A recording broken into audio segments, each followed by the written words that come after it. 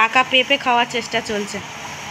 ওহ বাবা, একটা বড় টুকরো পিন গাছ। আচ্ছা আমি ছোট করে একটা দিয়ে দিই। এ নাও, এ নাও, ধরো, খাও, হাম। বাহ, গুড বয়, বাহ, ভালো ভালো। যা, এটা কি হলো? মানে খাবে না, কোনো ভালো জিনিস খাবে না। ও যত সব উল্টো পাল্টা আবি জাবি জিনিসগুলো দিলে সেইগুলো ভালো খাবে। হ্যাঁ, ওটা আবার তুলে থালায় রাখছে। ছি, এইটুখানি মানে পেঁপে কেটেছি, তাও এটা সব ওর জন্য কাটেনি। ও এক টুকরো দু টুকরো যা খায় তাই ভালো, কিন্তু তাও খাচ্ছে না। ছোট্ট একটা পাকা পেঁপে আজকে নিয়ে এসেছিলাম, বাজারে গেছিলাম সেখান থেকে। ভাবলাম যে এখন এই 3:30 বাজে, ও তো ভাত টাত খেয়ে ঘুমিয়েছে এই 1:30টার দিকে, ঘুম থেকে উঠেছে।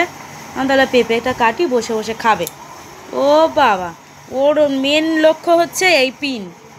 আমি এটা একটু দিলাম যাতে ও একটু মানে মনোরঞ্জন হয়, আর সঙ্গে এটাও একটু খেয়ে নেয় ভুলে ভুলে। ওরে বাবা, তার এই কাঠিটা নিয়েই দরকার।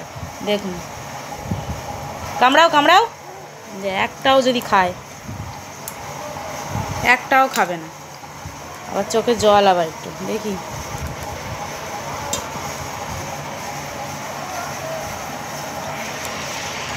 চোখে জল কেন?